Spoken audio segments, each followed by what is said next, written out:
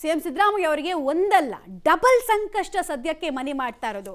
Double ಸಂಕಷ್ಟ ಅಂದ್ರೆ ಯಾವುದು? ಒಂದು, ಸಿಬಿಐಗೆ ಕೊಡಬೇಕಾ ಬೇಡವಾ ಅನ್ನೋದು ಇವತ್ತು ಡಿಸೈಡ್ ಆಗ್ಬಿಡುತ್ತೆ. ಎರಡನೇದು ಯಾವ ವಿಚಾರ ಅಂತ ಕೇಳಿದ್ರೆ ಸೋಮವಾರದ ಸಂಕಷ್ಟ, ಸೋಮವಾರದ ವರಿ ಡೇ. ಇವತ್ತು ಹೈಕೋರ್ಟ್ನಿಂದ ಮೂಡಾಕ್ಕೆ ಸಿಬಿಐಗೆ ವಹಿಸುವ ಬಗ್ಗೆ ತೀರ್ಪೇನೋ ಬಂದ್ಬಿಡುತ್ತೆ. ಸೋಮವಾರ ಸಿಎಂ ಪತ್ನಿಗೆ ನೀಡಿರುವ ಇಡಿ ಸಮನ್ಸ್ ರದ್ದು ಅರ್ಜಿ ವಿಚಾರಣೆ ಕೈಗೆತ್ತಿಕೊಳ್ಳಲಾಗುತ್ತೆ. ಎರಡು ನಿರ್ಣಾಯಕ ದಿನಗಳಲ್ಲಿ ಸಿಎಂ ಸಿದ್ದರಾಮಯ್ಯ ಪಾರಾಗ್ತಾರಾ ಅನ್ನೋದು ಕುತೂಹಲ ಕಾರಣ ಆಗ್ತಾ ಇದೆ. ಸಿದ್ದರಾಮಯ್ಯ ಅವರ ರಾಜಕೀಯ ಭವಿಷ್ಯದ ಚಿತ್ತ ಕೂಡ ಸದ್ಯಕ್ಕೆ ಇದೆಲ್ಲದರ ವಿಚಾರದಲ್ಲಿ ನೆಡ್ತಾ ಇದೆ.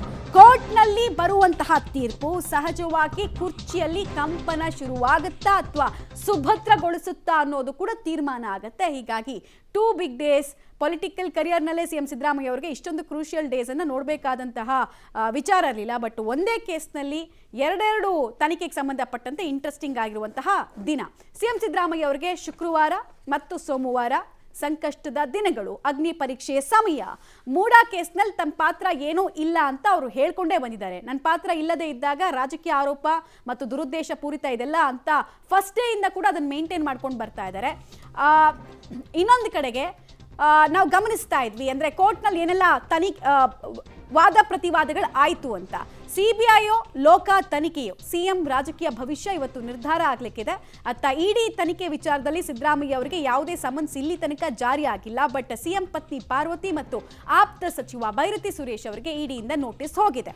ಇಬ್ಬರಿಂದಲೂ ಕೂಡ ಇಡಿ ನೋಟಿಸ್ ಅನ್ನ ಪ್ರಶ್ನಿಸಿ ಹೈಕೋರ್ಟ್ ಮೊರೆ ಹೋಗಲಾಗಿತ್ತು. ಇಡಿ ಸಮನ್ಸ್ ತಡೆ ಸೋಮವಾರಕ್ಕೆ ವಿಚಾರಣೆಯನ್ನ ಕೋರ್ಟ್ ಮುಂದೂಡಿದೆ. ಡೀಟೇಲ್ಸ್ ಕೊಡ್ತಾರೆ, ನೇರ ಸಂಪರ್ಕದಲ್ಲಿ ಜಾಯ್ನ್ ಆಗ್ತಾ ಇದ್ದಾರೆ ರವೀಶ್. 2 ದಿನಗಳು ವರಿ ಡೇನೆ. ಪ್ರಾಬಬ್ಲಿ ಅವರ ರಾಜಕೀಯ ಪೊಲಿಟಿಕಲ್ ಕರಿಯರ್ ಶುರುವಾದಾಗ್ಲಿಂದ ಇಷ್ಟೊಂದು ಕ್ರೂಷಿಯಲ್ ಅನ್ಸ್ತಂತಹ ಮೂಮೆಂಟ್ ಬೇರೆ ಯಾವುದೂ ಇಲ್ಲ.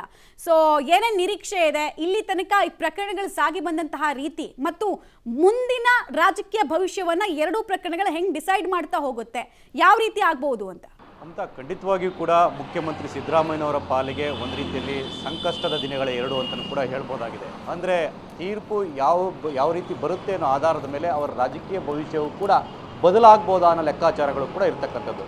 ಯಾಕೆಂದರೆ ಒಂದು, ಭ್ರಷ್ಟಾಚಾರದ ಪ್ರಕರಣಗಳಲ್ಲಿ ಈ ರೀತಿ ಕೇಸ್ಗಳಾದಂಥ ಸಂದರ್ಭದಲ್ಲಿ ಭಾಳಷ್ಟು ಸಿ ಎಂಗಳು ಒಂದು ರೀತಿಯಲ್ಲಿ ಸಂಕಷ್ಟಕ್ಕೆ ಸಿಲುಕೊಂಡಿದ್ದಾರೆ. ಜೊತೆಗೆ ಅನಾರೋಗ್ಯದ ಕಾರಣದಿಂದಾಗಿ ಕೂಡ ಸಿಲುಕೊಂಡಿರ್ತಕ್ಕಂಥ ಉದಾಹರಣೆಗಳು ಇದೆ. ಅಂದರೆ ವೀರೇಂದ್ರ ಪಾಟೀಲ್ ಅವರಿಂದ ಹಿಡಿದು ಬಂಗಾರಪ್ಪ ಅವರಿಂದ ಹಿಡಿದು ಮತ್ತು ಯಡಿಯೂರಪ್ಪನವರ ತನಕ, ಜೊತೆಗೆ ಈಗ ಸಿದ್ದರಾಮಯ್ಯನ ತನಕವೂ ಕೂಡ ಅದೇ ರೀತಿಯ ಬೇರೆ ಬೇರೆ ರೀತಿಯ ಮಜಲುಗಳು ನಡೀತಾ ಇದೆ.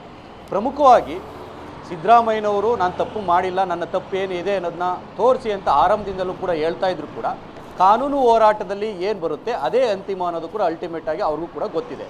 ಆ ಕಾರಣಕ್ಕೋಸ್ಕರವಾಗಿಯೇ ಕಾನೂನು ಹೋರಾಟವನ್ನು ಎದುರು ನೋಡ್ತಾ ಇರ್ತಕ್ಕಂಥದ್ದು. ಪೊಲಿಟಿಕಲ್ ಆಗಿ ಏನು ಬೇಕಾದರೂ ಯಾವ ರೀತಿ ಬೇಕಾದರೂ ಎದುರಿಸ್ಬೋದು ಅನ್ನೋದು ಸಿದ್ದರಾಮಯ್ಯನವರು ಚೆನ್ನಾಗಿ ಗೊತ್ತಿದೆ. ಆದರೆ ಕಾನೂನು ಹೋರಾಟದಲ್ಲಿ ಏನಾದರೂ ಒಂದು ವೇಳೆ ಸಿಕ್ಕಾಕೊಂಡ್ರೆ ಖಂಡಿತವಾಗಿ ಕೂಡ ಆ ಭವಿಷ್ಯ ಬೇರೆ ಬೇರೆ ರೀತಿಯಲ್ಲೂ ಕೂಡ ಒಂದು ರೀತಿಯಲ್ಲಿ ಬದಲಾಗ್ಬೋದು ಅನ್ನೋ ಲೆಕ್ಕಾಚಾರವೂ ಕೂಡ ಅವರಲ್ಲೂ ಕೂಡ ಇದೆ. ಆ ಕಾರಣಕ್ಕೋಸ್ಕರವಾಗಿ ಇವತ್ತು CBIಗೆ ಕೊಡಬೇಕೋ ಬೇಡವೋ ಅನ್ನೋದು ಏನು ಹೈಕೋರ್ಟ್ನ ಆದೇಶ ಬರುತ್ತೆ ಅದು ಸಿದ್ದರಾಮಯ್ಯನವರ ರಾಜಕೀಯ ಭವಿಷ್ಯದ ಬದಲಾವಣೆಯನ್ನು ಕೂಡ ಒಂದು ರೀತಿಯಲ್ಲಿ ನಿರೀಕ್ಷೆ ಮಾಡ್ಬೋದು ಆ ಒಂದು ಆದೇಶದಿಂದ ಅನ್ನೋದ್ರ ಲೆಕ್ಕಾಚಾರಗಳು ಕೂಡ ಇದೆ.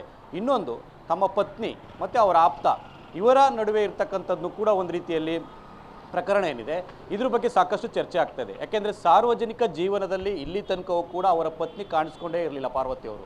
ಹಾಗಾಗಿ ಅವರನ್ನ ಒಂದು ರೀತಿಯಲ್ಲಿ ಏಟುವನ್ನು ಮಾಡಿ ಅದರ ಮೂಲಕ ಎಲ್ಲೋ ಒಂದು ಕಡೆ ಆ ಒಂದು ಮೂಡಾ ಪ್ರಕರಣದಲ್ಲಿ ಸಿಲುಕಂಥದ್ದು ನನಗೆ ಸರಿ ಕಾಣಲಿಲ್ಲ, ನನ್ನ ಮನಸ್ಸಿಗೆ ನೋವಾಗ್ತಾ ಇದೆ ಅನ್ನೋ ಮಾತುಗಳನ್ನು ಆರಂಭದಿಂದಲೂ ಕೂಡ ಸಿದ್ದರಾಮಯ್ಯನವರು ಹೇಳ್ತಾ ಬಂದಿದ್ರು. ಹಾಗಾಗಿ ಇಂಥ ಪ್ರಕರಣದಲ್ಲಿ ಇಡಿ ಸಮನ್ಸ್ ಕೊಟ್ಟಿರ್ತಕ್ಕಂಥದ್ದು, ಅದಕ್ಕೆ ತಡೆಯಾಜ್ಞೆ ಕೊಟ್ಟಿದೆ. ಅದರ ತೀರ್ಪು ಬಂದಂಥ ಸಂದರ್ಭದಲ್ಲಿ, ಅಂದರೆ ನೀವು ವಿಚಾರಣೆಗೆ ಹೋಗಬೇಕಾ ಅಥವಾ ಬೇಡವಾ ಅನ್ನೋ ತೀರ್ಪು ಬಂದಂಥ ಸಂದರ್ಭದಲ್ಲಿ ಖಂಡಿತವಾಗಿ ಕೂಡ ಸೋಮವಾರವೂ ಕೂಡ ನಿರ್ಣಾಯಕ ದಿನ ಆಗಿರುತ್ತೆ. ಹಾಗಾಗಿ ಈ 2 ದಿನಗಳು ಸಿದ್ದರಾಮಯ್ಯನವರ ಪಾಲಿಗೆ ಒಂದು ರೀತಿಯಲ್ಲಿ ನಿರ್ಣಾಯಕ ದಿನ ಅಂತಲೇ ಹೇಳ್ಬೋದು ಮಮತಾ. ಆಲ್ ರೈಟ್, ಹಾಗೆ ಸಂಪರ್ಕದಲ್ಲಿ ರವೀಶ್ ವಾಪಸ್ ಬರ್ತೀವಿ.